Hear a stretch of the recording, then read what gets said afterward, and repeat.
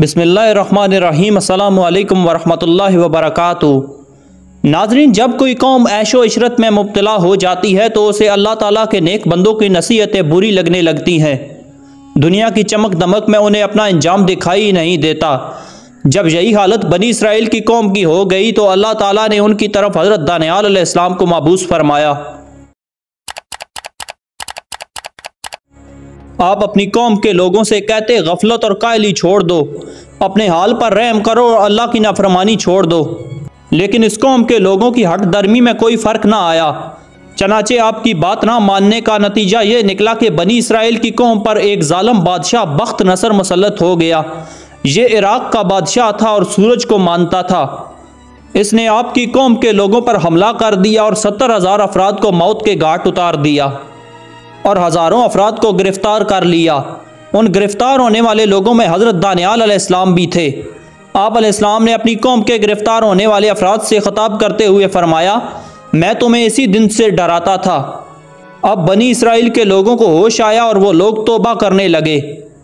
चूँकि अंबिया अलैहिस्सलाम की शफ़क़त अपनी कौम के लोगों के लिए माँ बाप से भी ज़्यादा होती है, इसलिए आपने अपनी कौम के लोगों के लिए दुआ फरमाई तो अल्लाह ताला ने दुआ कबूल फरमा ली और रिहाई के असबाब ज़ाहिर होने लगे। आपने कैद खाने में दरसो तालीम शुरू कर दी, जिसके नतीजे में कैद खाने में अल्लाह के ज़िक्र की आवाज़ें बुलंद होना शुरू हो गईं। इन्हीं दिनों बादशाह बख्त नसर ने एक अजीबो गरीब ख्वाब देखा और जब सुबह उठा तो वो ख्वाब भूल गया। ख्वाब नहायत ही डरावना और हैबतनाक था, जिसने बख्त नसर का सुकून और इत्मीनान बर्बाद कर दिया। उसने अपने दरबार में बहुत सारे नजूमियों को बुलाया और उनसे पूछा कि मेरे ख्वाब की ताबीर बताओ। नजूमियों ने जवाब में कहा कि आप ख्वाब बताइए, ख्वाब बताए बगैर कैसे ताबीर बताई जा सकती है। तो बादशाह ने कहा कि मैं ख्वाब भूल गया हूँ। इस पर नजूमियों ने कहा कि ताबीर बताने के लिए ख्वाब का पता होना ज़रूरी है। इस पर बादशाह गुस्से में आ गया और उसने सब नजूमियों से कहा कि तुम्हारे पास 3 दिन का टाइम है। 3 दिन के अंदर मेरा ख्वाब और उसकी ताबीर बताओ, वरना तुम्हें कत्ल कर दिया जाएगा। ये खबर फैलते हुए कैद खाने तक पहुंची तो हज़रत दानियाल अलैहिस्सलाम ने दरोगा से कहा कि मुझे मालूम है बादशाह ने क्या ख्वाब देखा है और इसकी ताबीर भी जानता हूँ। आप जाकर बादशाह को मेरे बारे में बताएं।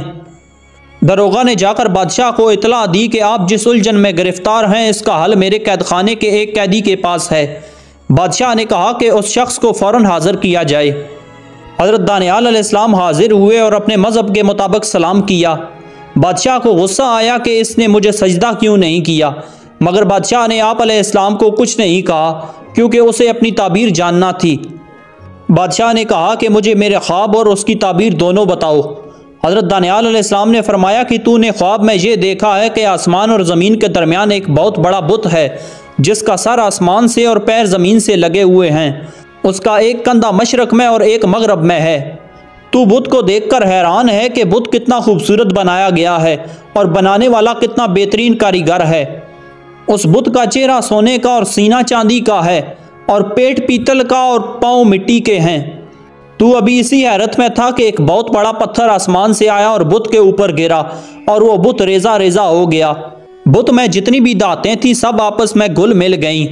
बादशाह ने उठकर हज़रत दानियाल अलैहिस्सलाम के हाथ चूमे और कहा कि मैंने बिल्कुल यही ख्वाब देखा है। और बादशाह ने कहा कि अब इसकी ताबीर बताओ। आपने फरमाया उस बुत के अंदर जो सोना था वो तेरी कौम है जो सोने की तरह चमक रही है, और तूने जो पीतल देखा वो तेरे बाद तेरे बेटे की कौम होगी जो तेरे से एक दर्जा कम होगी। और तांबे से मुराद हबशियों की सियाह फाम कौमें हैं। और तुमने जो मिट्टी देखी इससे मुराद 2 मलका आएंगी, वो अपने ज़माने की बादशाह लेकिन बहुत कमज़ोर हालत में होंगी। मुख्तलिफ कौमें ऊंच नीच के तसव्वुरात में मुब्तला होंगी कि अचानक ऊपर से एक पत्थर गिरा। ये पत्थर ख़ातमुन नबिय्यीन रसूलुल्लाह सल्लल्लाहु अलैहि वसल्लम का दीन है, जिसने आकर तमाम कौमियतों पर कारी ज़रब लगाई और इनमें पाई जाने वाली ऊंच नीच को ख़त्म करके सबको एक कर दिया। बादशाह ने हज़रत दानियाल अलैहिस्सलाम से कहा कि मैंने आज तक इतना बड़ा दानिशमंद और कामिल इंसान नहीं देखा।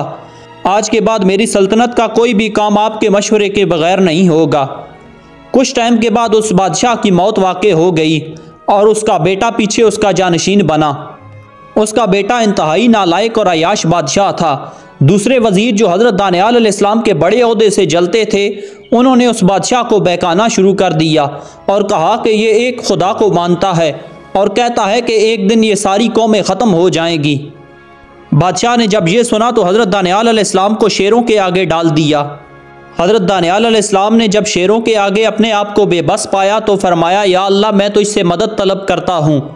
तो शेरों ने आपके आगे सर झुका दिया। अल्लाह की कुदरत के शेरों ने आपको कोई नुकसान नहीं पहुँचाया। जब सुबह हुई तो लोगों ने देखा कि हज़रत दानियाल अलैहिस्सलाम सही सलामत हैं और शेर एक कोने में बैठे हुए हैं। तो लोग समझ गए कि हज़रत दानियाल अलैहिस्सलाम वाकई अल्लाह के नेक बंदे हैं।